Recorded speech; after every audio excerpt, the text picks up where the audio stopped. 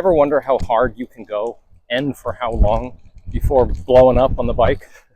What if I told you that with just a stopwatch and some Google Sheets skills, you can predict your race times just as well as a VO2 max test? Let's talk critical power and W prime, your personal limiters, and how to hack them.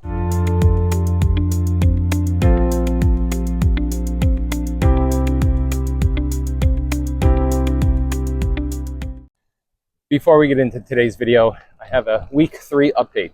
Training continues. I've built up to about 30 miles so far, and I got my sights set on the 55-mile cancer challenge ride. But I'd like to see if I could really pull off the 62.14 miles, a full metric century, 100 kilometers. Still have a long way to go, unfortunately, but each ride brings me closer, and I am certainly very grateful for the support and the chance to ride for a cause that matters. I encourage you to all check out the Curebound Cancer Challenge. It is a great mission. So what is critical power? CP, or critical power, is the power output that you can sustain for a long time without fatiguing. Think of it as your forever uncomfortable pace. It's like a time trial effort when you're hurting but stable. An analogy is your critical power is just like cruising right under the red line. You push past it, and your gas tank, your W prime, starts draining fast. So what is W prime? W prime is your anaerobic battery. It's a finite reserve of energy that you can burn above your critical power. An analogy would be picturing it as a battery pack that you can't recharge, or from Golden Cheetah, I love this one, picture it as a matchbook. If you sprint hard, that's like lighting 5 matches all at once. If you ride steady, well, you can save them for the final mile. So critical power is uncomfortable, but sustainable. W prime, that is unstable physiology. You're gonna blow up, you're gonna crash, you cannot sustain it. Hat tip to Phil Skiba. I met him at conferences talking about this. He has great analogies. He was on the original Breaking 2 project. Oh, going under a cool bridge and tunnel here. Whoa, check this place out. Dr. Skiba said famously, if you tap into W prime too much and light all those matches up at once, well, what's going to happen? Completely unstable physiology. You are going to crash and burn. You're going to pull over to the side and puke in the bushes. It is over. Your ride is done. You cannot recover from that. So critical power represents the limits of your aerobic system, right? The fat and the carbs you burn with oxygen. W prime represents your anaerobic system. Stored phosphagens and fast glycolysis without oxygen. This is your ATP, phosphocreatine, anaerobic glycolysis. If you go all out for a short burst, like home to first base, less than 30 seconds, it's all phosphocreatine, no oxygen needed. Whoa, another cool tunnel here. Whoa, really dark. So interestingly, those phosphocreatine stores can be replenished with about 3 minutes of complete rest. So you can briefly bump over the critical power line and dip into your W prime and then recover.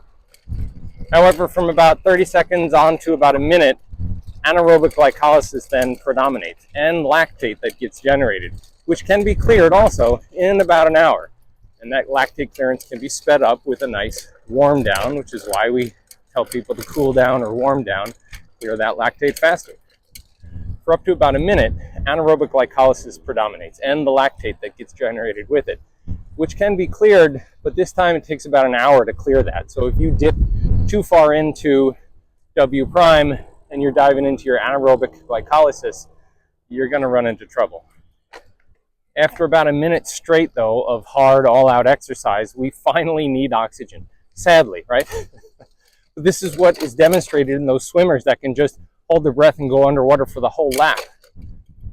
It takes about 1 to 3 minutes to get this up to peak production.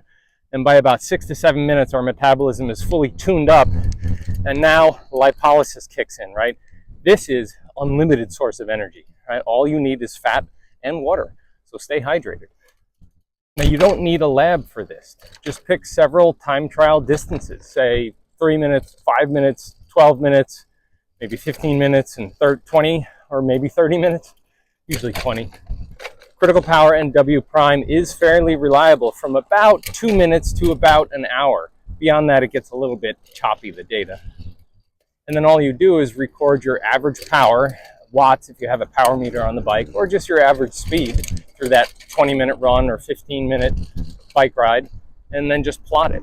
On the y-axis, you have power or speed, and on the x-axis, you have time. Just put that right into Google Sheets. The slope of that line gives you your W prime, and that y-intercept gives you that critical power. I'll probably post an example of that in the description or in the YouTube post section. Now, your functional threshold power, or FTP, you may have heard, is often used as a 60-minute estimate of your critical power. However, if you do a 20-minute version, you can estimate that to about 95% of your average power, meaning if you went all out for 20 minutes, just take 95% of that, and that's basically what you could average over 60 minutes.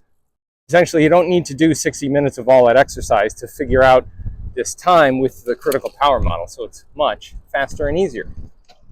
Now, the real interesting science is on the threshold. Critical power does correlate roughly to one of the two main lactate threshold points that we talk about, and I'll probably do another video on that soon.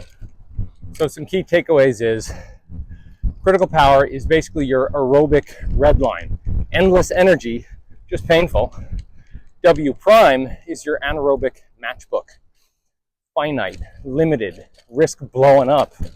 You can easily predict your race time with just a stopwatch and a spreadsheet. For longer durations, critical power dominates. For short bursts, W prime drains fast. And training improves both. Interval training raises your critical power, and sprint training grows your W prime. Also, another quick update. Student was asking me again where I'm riding. This time I am on the 56 bike path. It sneaks behind the 56. Really cool place to ride. Got this place all to myself. It is really awesome. So I've gone about 24 miles and not really looking forward to that.